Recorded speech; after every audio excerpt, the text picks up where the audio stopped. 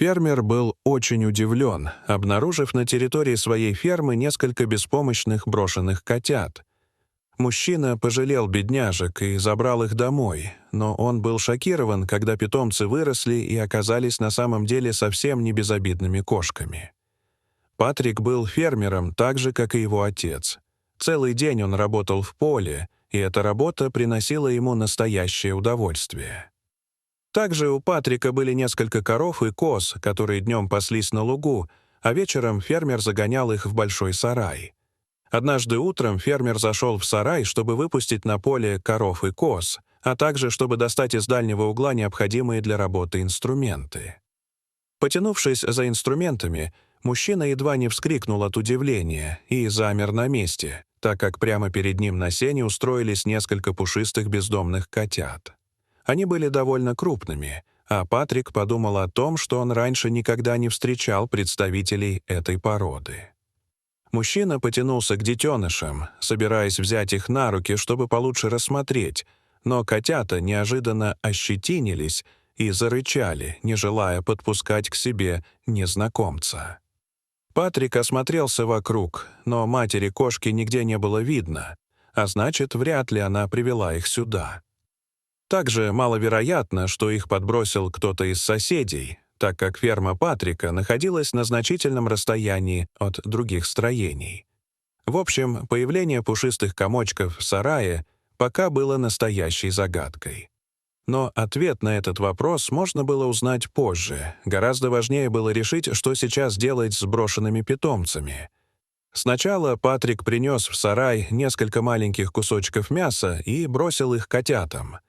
Однако животные только с интересом понюхали предложенное угощение, но отказались его есть. Похоже, что котята все еще не могли пережевывать твердую пищу, несмотря на их внушительные размеры. Патрик понял, что без его помощи животные пропадут, так что нужно было срочно что-то делать. Фермер надел толстые перчатки и аккуратно сложил недовольных котят в большую корзину, после чего закрыл ее крышкой. Затем мужчина отнес котят в дом и выделил для них небольшую комнату, в углу которой он положил несколько одеял, чтобы животные смогли на них удобно устроиться.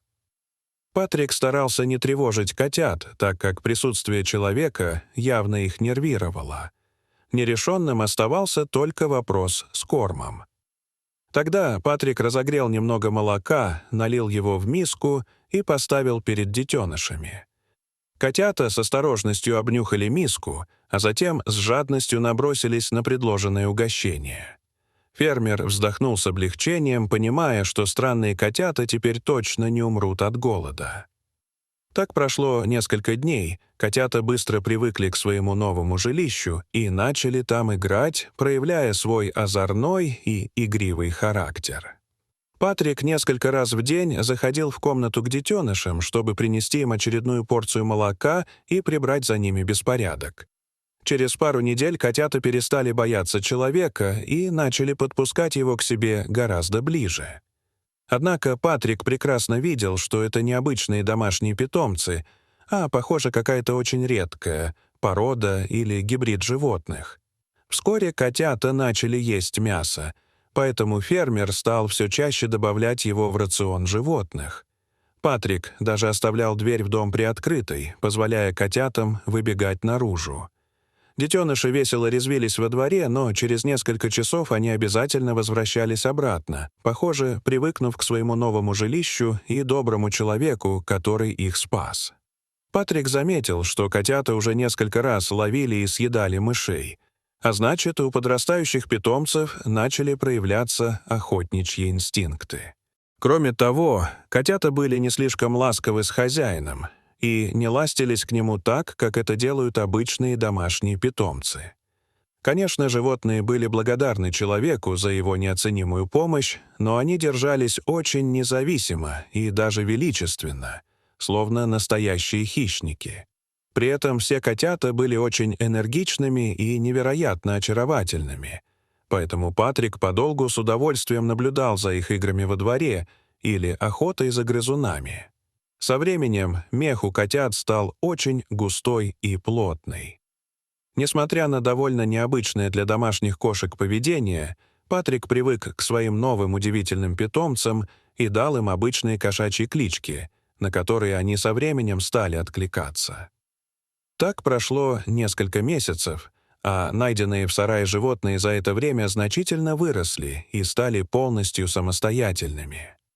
Однажды, когда у Патрика заболела одна из коров, ему пришлось вызвать ветеринара. Осмотрев заболевшую корову и назначив ей необходимые процедуры и лекарства, ветеринар обратил внимание на необычных котов, играющих между собой рядом с домом фермера.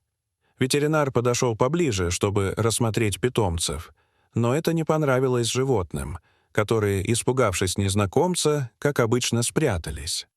Тем не менее, ветеринар успел разглядеть кошек и с удивлением спросил у Патрика, откуда у него эти животные.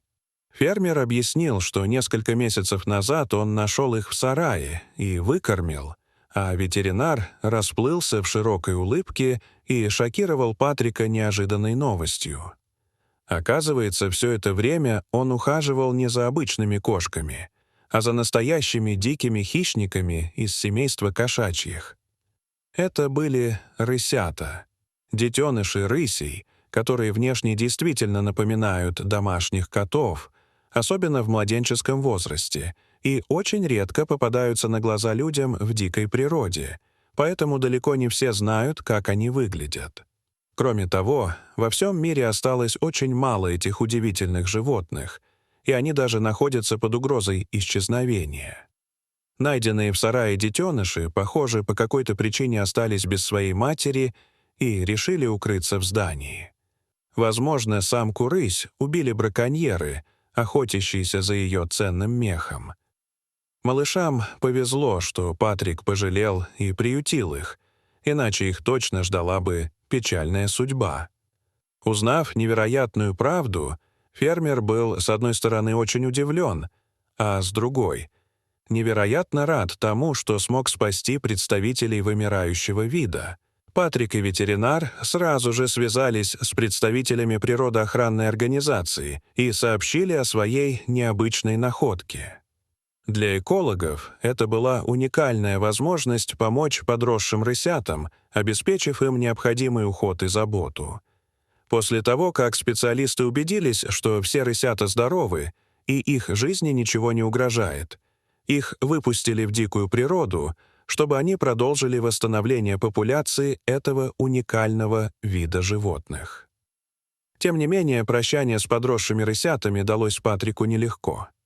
За время, проведенное вместе, он искренне привязался к своим необычным питомцам. Фермер каждый день вспоминал, как они впервые настороженно изучали его, как постепенно стали доверять, как прыгали по двору, гоняясь друг за другом, или устраивали шутливые засады. Через несколько месяцев сотрудники природоохранной организации снова приехали к нему на ферму. Они рассказали, что рысята хорошо адаптировались к дикой среде и даже начали формировать собственные охотничьи участки в ближайших лесах. Патрику предложили поехать с ними и увидеть одно из таких мест и, возможно, снова встретиться с одним из своих подопечных. Фермер согласился, и в тот день он впервые за долгое время покинул пределы своей фермы. В лесу, на одной из опушек, сотрудники установили палатку наблюдения, и Патрик с замиранием сердца смотрел на окружающие деревья. И вдруг, среди тишины и шелеста листвы, он заметил, как на тропинку вышло стройное, мускулистое животное с коротким хвостом и кисточками на ушах. Рысь остановилась, внимательно посмотрела на людей, а затем, уловив знакомый запах, замерла. Патрик тоже не двигался. Их взгляды встретились, и в этот момент фермер почувствовал, как воспоминания и эмоции накрыли его с головой. Животное еще немного постояло, а затем неспешно скрылось в зарослях. Патрик вытер слезу и улыбнулся. Теперь он точно знал, все было не зря. Он дал этим хищникам шанс на жизнь и свободу, и это было самым главным. Дорогие зрители, что вы думаете об этой истории? Расскажите, пожалуйста, в комментариях. А если вам понравилось это видео, то ставьте лайк и подписывайтесь на наш канал. До свидания.